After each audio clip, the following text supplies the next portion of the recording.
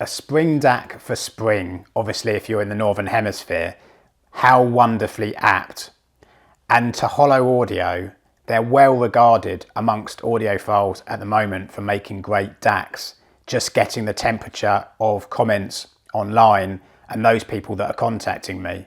But before we get into this product review, a quick point of one of my approaches to reviewing gear that is no longer at 13th note, ranch or towers.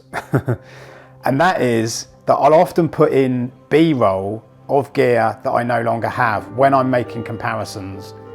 And that's only done when I can remember the differences, and in every review I make copious notes so you'll know what I know. If there's an obvious character difference and I've got firm impressions about a product, it wows me to a certain extent, then it's possible to make comparisons of gear that you've actually returned.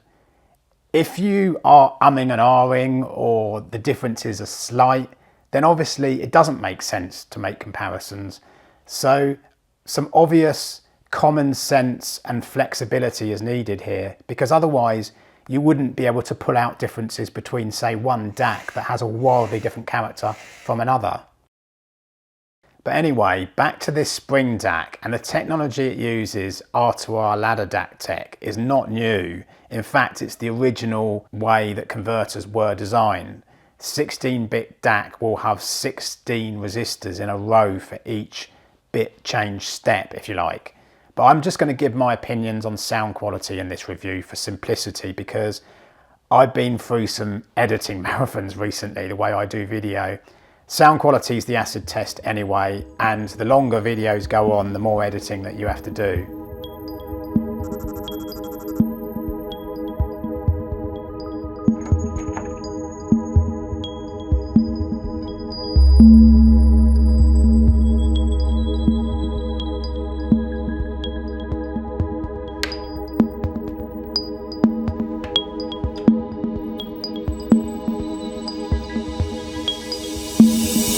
So I think that Holo Audio tend to get spoken about in the same sentence, if I could put it that way, as the brand Denafrips.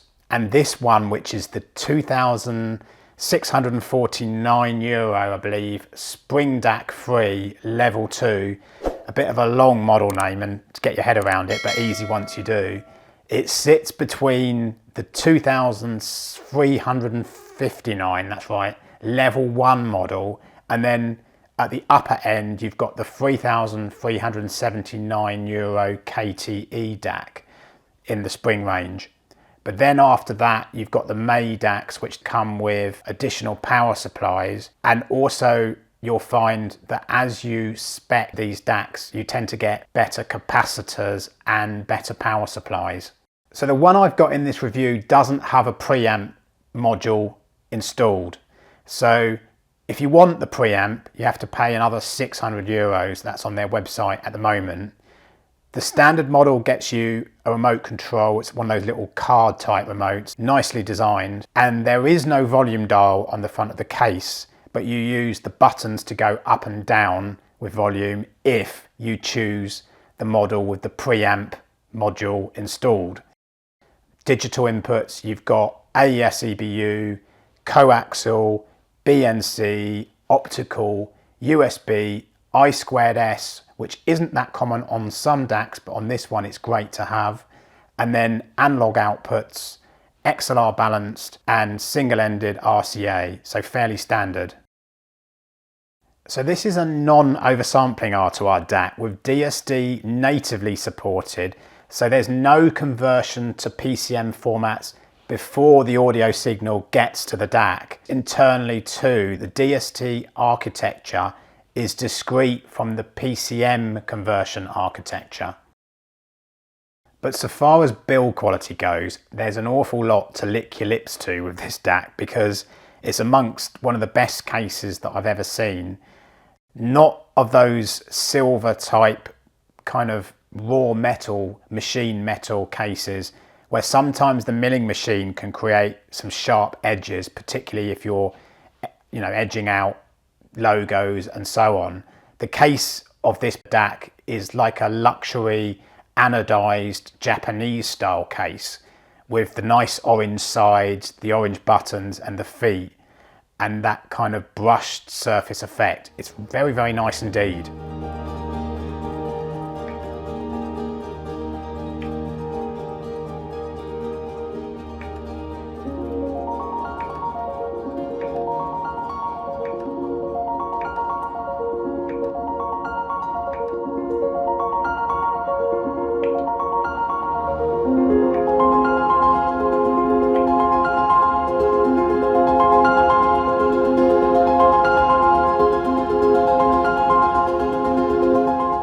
So how does this DAC stack up sound-wise? Well, I think the best way to describe it is that it's got space and air in its character, something that the Denafrips DACs don't have.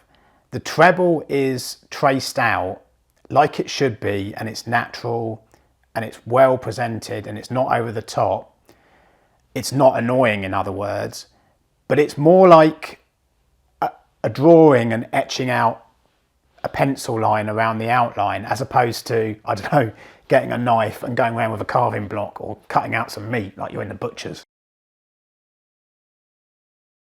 So this DAC, it doesn't really sound like an R2R ladder DAC if preconceived ideas come into your head of such DACs being less precise and perhaps headlining more on tone and soundstage like those of Denafrips. But it's easy to get put down this rabbit hole, if you like, of thinking that just because one brand of DAC has that character, that they all do. Nope. And with this particular model, it's just not meh in its approach. That's a highly technical term, by the way, which I'm sure people on will love me for. I think that bass is actually deep like the Denafrips Venus 2, but there isn't the tonal soundstage and mass and thick-settedness, if that's such a word, with the Venus 2, because this Spring DAC is all about spacey but not bright dispersion, really good decay, which is really, really obvious and lovely, and detail as well. But it's certainly much more precise to Denafrips Venus 2 and slightly the better dynamic resolver, so better dynamically overall and with bass. Also against the cheaper Aries 2 from Denafrips, which is probably not any revelation given the price difference. But it's not as dynamically astute, this Spring DAC, as something like a Chord Hugo TT2. So going back to my original point about my review ethos, I can't really say, or struggle to say, which is the sound improver to the Venus 2, not having the Venus 2 anymore, because it's pretty emphatic a choice if and only if, I'd say, you favour all these sound quality traits that I'm talking about here. And it's for this reason that this Spring DAC from Holo Audio is extremely good value. So this is the musical definer, if you like, whereas the Venus 2's tone will suit slower acoustic music, perhaps. Maybe because it's more cosseting and comforting, but less accurate, less dynamic, and not as naturally resolving and more smearing too. But the Spring DAC fits price brackets extremely well, and it quashes thoughts about ladder DACs having less preciseness, at least in subjective listening tests, because let's be frank, that's what it's all about. You can measure stuff till the cows come home, but at the end of the day, it's about what it sounds like and consensus groups of people who share the same opinions.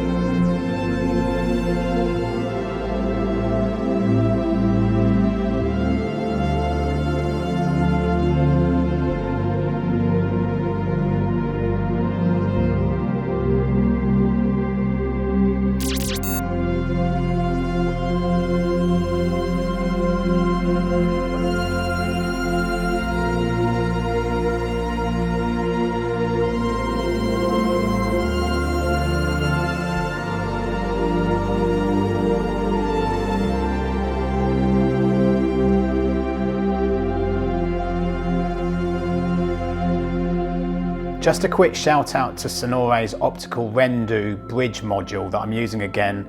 I featured it in an earlier video called Streamer Shootout. You can check that out on my channel. I'm powering this one by a linear PSU and it's going via USB into the Spring's USB input. You can use the Sonore opticalRendu as a Roon endpoint. It's electrically isolated because you have to feed it a fiber optic signal from, say, compatible router. Some routers actually have a fiber out. Or you could use Sonore's own optical module.